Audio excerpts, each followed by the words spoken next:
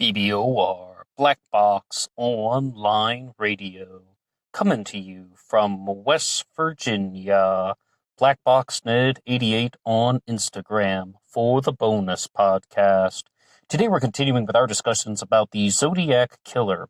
And in this one, we're really going to talk about two things. Number one is the set of letters that the Zodiac mailed in to various people over the course of the years of activity, as well as how do the people in the media respond, because many of the letters were mailed to newspapers. Of course, we have some other things like the Melvin Belli letter and such, but most of the letters and the ciphers were meant to be sent to the media, particularly newspapers. And to begin our discussion, I would first like to say that there is a channel out there called Next Halloween, and they uploaded an audio version of all the Zodiac letters here on YouTube. You can listen to it. I think the exact time frame is 33 minutes and 33 seconds. Once again, the channel is Next Halloween. They have all the Zodiac letters read via audio here on YouTube, if anyone would like to hear that. But the next thing I would like to do is go to some other pieces of info here. We're actually going to listen to an audio clip. It's about a minute and a half, and then we're going to have a bit of a discussion. And this is from the show The First Degree. And you get these, it's a very similar thing. This guy's just wanted to be heard. Zodiac, when you read Zodiac's letters, when he's upset because nobody's wearing buttons were a big thing in the late 60s. Like people wore buttons all the time. He was so upset that people weren't wearing buttons with his logo on them. And you can smell the desperation off of that. But I thought that one of the things that was interesting in this, we had talked about why he didn't kill any of the Vane children. He gives a possible explanation here by saying that there was a phone call that interrupted him. Yeah, BCK is also a compulsive liar. I do want to go back to this nickname thing. I think that there is a special place in hell for people that try to give themselves their own nickname. And I mean this in the most innocuous way possible, an innocent way possible. If somebody is like, yeah, I'm the bullet, right? Like everybody, whatever. And it's like, dude, no, a nickname is literally you cannot give yourself a nickname. So number one, at the most innocent way possible, dude, no. But then also, it's like you were saying, the desperation is so palpable and insane. And it's like he's number one, comparing himself to all of these infamous serial killers that have had these names created for them from the terrified public. And he's Okay, that was an audio clip, once again, from Billy Jensen, Alexis Linklater, and Jack Vanek that you heard. And what they were doing, to provide a little bit of context, was they were comparing the Zodiac Killer to BTK, because they're saying both of these serial killers chose their own nicknames. And, this is the Zodiac speaking. The Zodiac wanted to be called Zodiac. And what do we make of that? Well, what I can say is, when we did our upload on the psychological profile of the Zodiac, which was a direct response to Todd Grande's channel, he said something that I thought was one of the biggest takeaways. The Zodiac Killer was somebody who was very low in neuroticism, meaning someone who isn't worrying a lot, but also very high in insecurity. And you could go down a few different pathways. Some people think that there was one Zodiac Killer and there's one person writing all the letters and all the ciphers. Then we also have the group murder theory, the Zodiac hoax theory. No matter what you're going to say, the central mind that is behind the Zodiac Killer is definitely someone who was horribly insecure. Now, there are a few things that we can say about, comparing the possibility of one person versus the possibility of multiple people. After going through that channel, Next Halloween, that's putting up all the Zodiac letters on the screen and reading them off via audio, it's like, definitely, there is more than one kind of handwriting. I mean, these are all done over a period of years. I mean, and I've also said, though, when you look at your own handwriting on this piece of paper here versus your handwriting on that piece of paper over there, it doesn't always look 100% identical, but I don't know, guys. I really think that we are dealing with multiple letter writers. Most people think at some point there were multiple letter writers. That's not a very controversial statement. But of course, the ciphers, like the 340 cipher, as well as the 408 cipher, the Z13, these things appear to be done in a much neater fashion. And it's perhaps possible that the person who wrote the ciphers was using a light table to do so. But the big thing that we wanted to talk about is the Zodiac was demanding media coverage. You heard what they said in that audio clip there. There's a special place in hell for people who give themselves their own nickname. This is somebody who is very insecure and just wants people to adore him. And that's why I really think that the central mind behind all of this was a gifted underachiever. I can agree with that statement. That's another statement that isn't very controversial. But someone who is just overwhelmingly in need of attention. And, I mean, forgive my language, but the Zodiac Killer was an attention whore, just demanding people that wear Zodiac Killer buttons. And even in one of the letters, it says, hey, wear some nice Zodiac Killer buttons. Or just wear some not nice Zodiac Killer buttons. Wear any Zodiac Killer buttons. It's like this person wanted an enormous amount of attention. But I do have to take up a particular point because I was listening to an episode of the Stones Unturned podcast, which is hosted by Thomas Henry Horan, who is the proponent of the Zodiac Killer hoax theory, that once again, these murders were all committed by different people, and one person took credit for it via the letters. His name is Hal Snook, and he had accomplices. He made the claim that the Zodiac only wanted the ciphers published in the paper.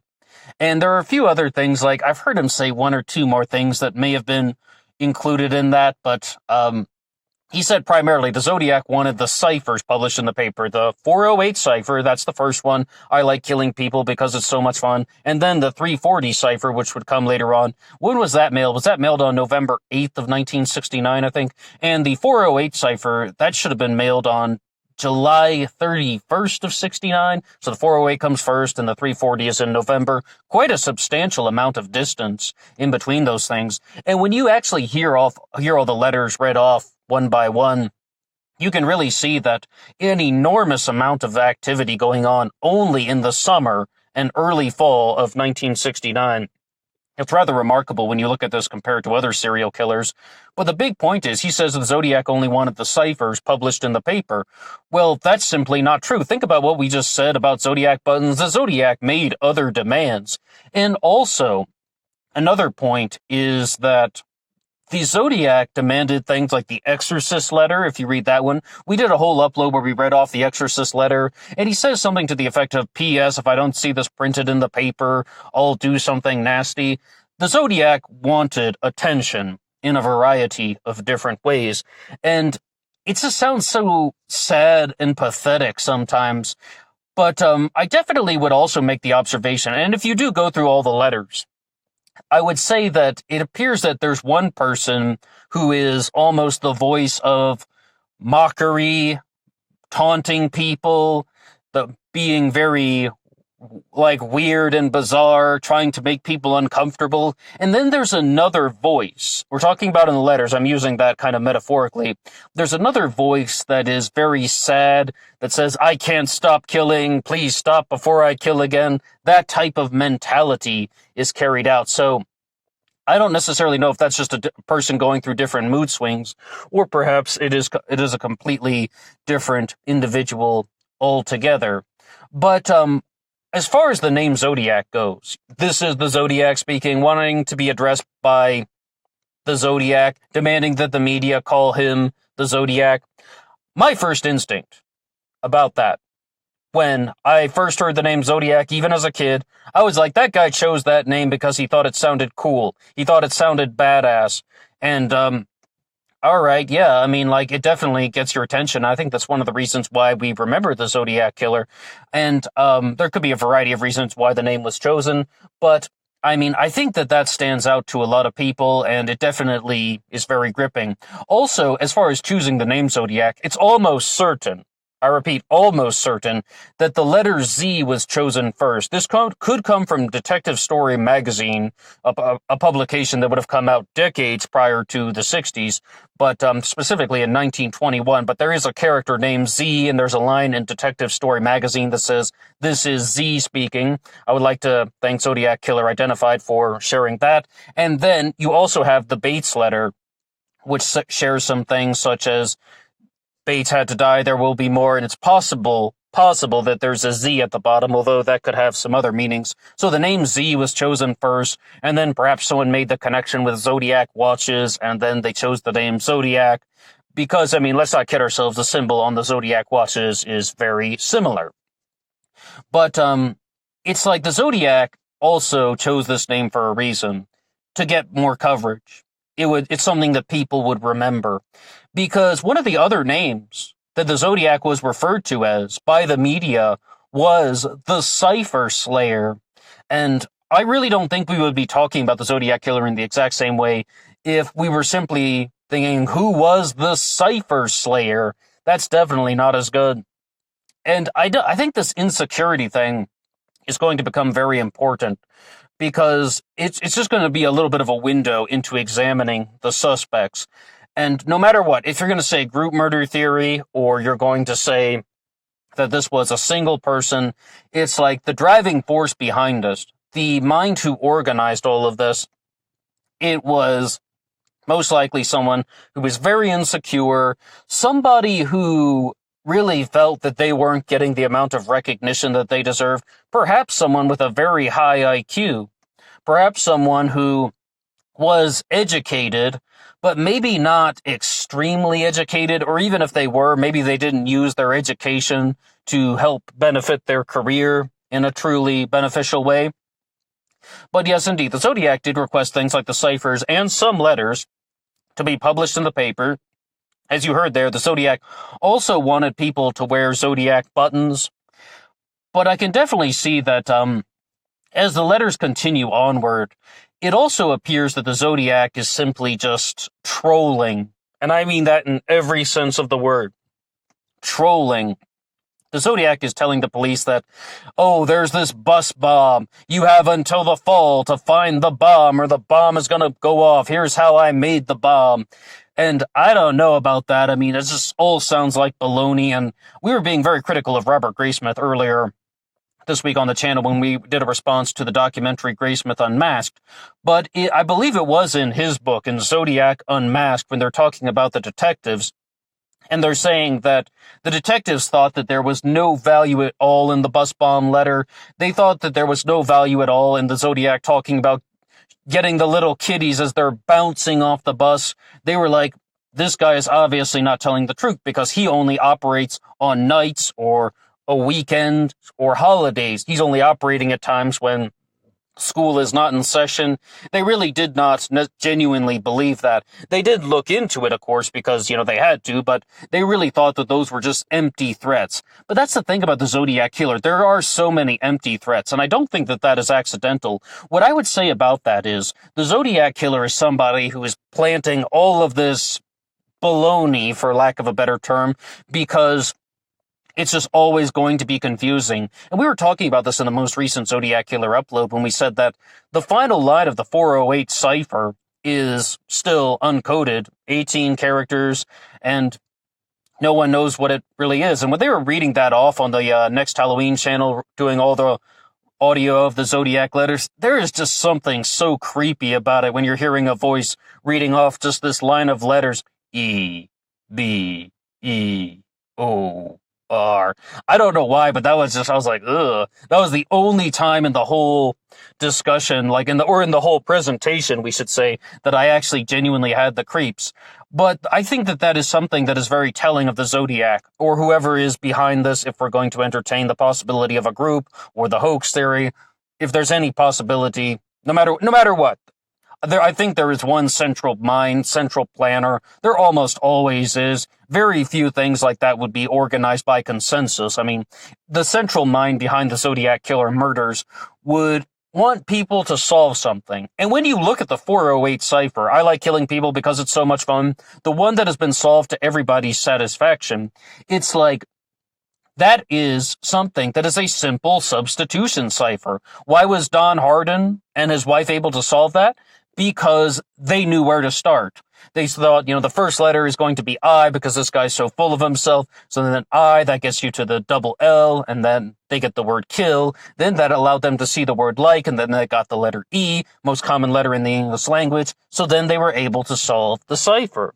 So it's like, with that, you see that the Zodiac gave something very simple.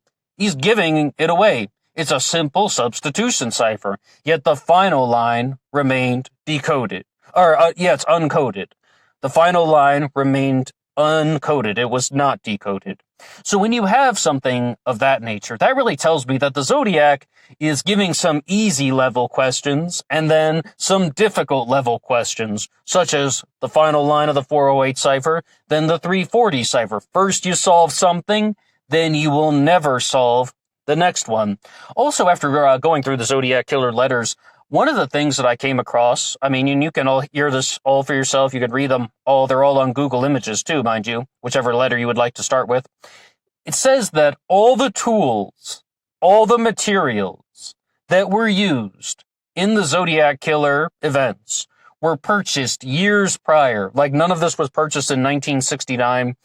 And that is one of the things where the Zodiac is making an outrageous claim.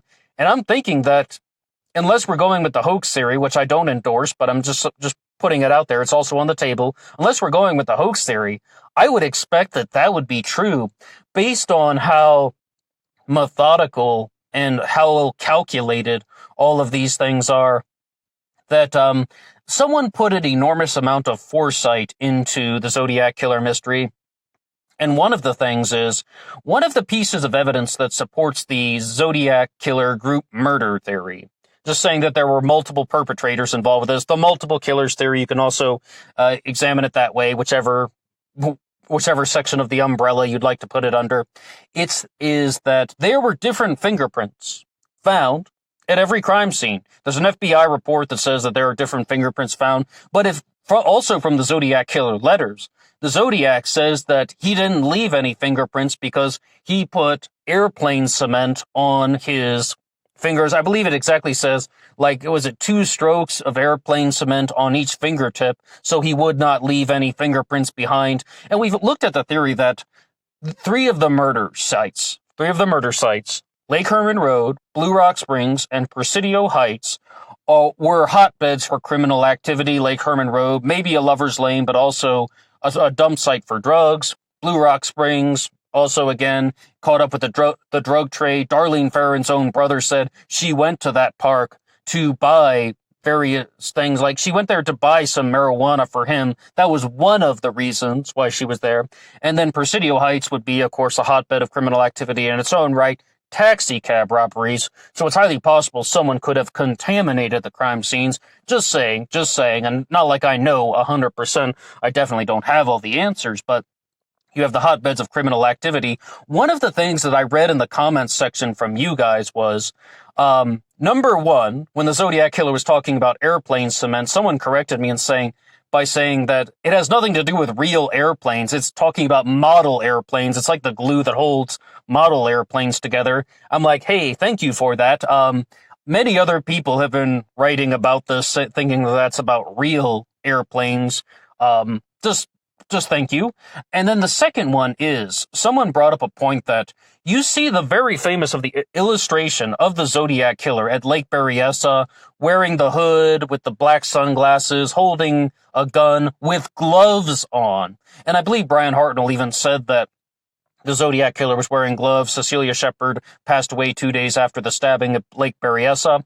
But the thing is, though, what somebody said was, the Zodiac didn't only instruct Cecilia to tie up Brian. The Zodiac then went to tie up Cecilia and then tied their hands to their feet, like hog tying, for lack of a better term. And what that person said was that, I don't have the comment in front of me or else I'd give you a shout out. What that person said was that it is really difficult to tie knots like that if you are wearing gloves, the way that the Zodiac's gloves were described at Lake Berryessa. It's almost certain that the Zodiac would have removed the gloves, so the fingerprints from Lake Berryessa could be the most accurate ones, or that there could definitely be something there, unless you're dealing with this airplane cement angle. But, and I'm just talking about this stuff because it's some of the material that was mentioned in the letters and then building upon it. Just some notes and observations. So I would say, though, that you're definitely dealing with somebody who's very insecure, who just wants to have the entire state of California with eyes on them. And I would just like to conclude with one more thing from Lake Berryessa. If you are going to entertain the group murder theory, I don't know if this is valuable or not, but there is a message that was written on the car door at Lake Berryessa that says, the Zodiac sign, then it says Vallejo, then 12/20/68, then it's 7/4/69. Then it says September 27, 1969, by knife. The Zodiac switched from numbers to letters for Lake Berryessa. And does that mean that a different perpetrator committed the Lake Berryessa stabbing? Is that supposed to be a clue? I don't necessarily know. Maybe the person who was writing that just spaced out for a second. But you can see this if you pull up the car door from Lake Berryessa on Google Images. And I know maybe it's just like you're looking at a toothpick and you're making 5 new observations every day or something, but it's like the Zodiac symbol, Vallejo, 12/20, 7/4, and then it says September, written in letters for the month, not numbers. I don't know if there's any significance of that or not. Once again, just a simple observation. But these are some of the things I wanted to talk about in regards to the personality, the media perception, the things that were shared in the media, and just the persona that the Zodiac Killer tried to create in general. If you have anything to say at all, please drop something in the comments section below. I learned so much from you guys just reading your comments. They're awesome. I would love to read some more. Please drop something in the comments section below. If you like this upload, you can hit the like button. It really helps out the channel. And see you on Instagram for the bonus podcast. Until next time.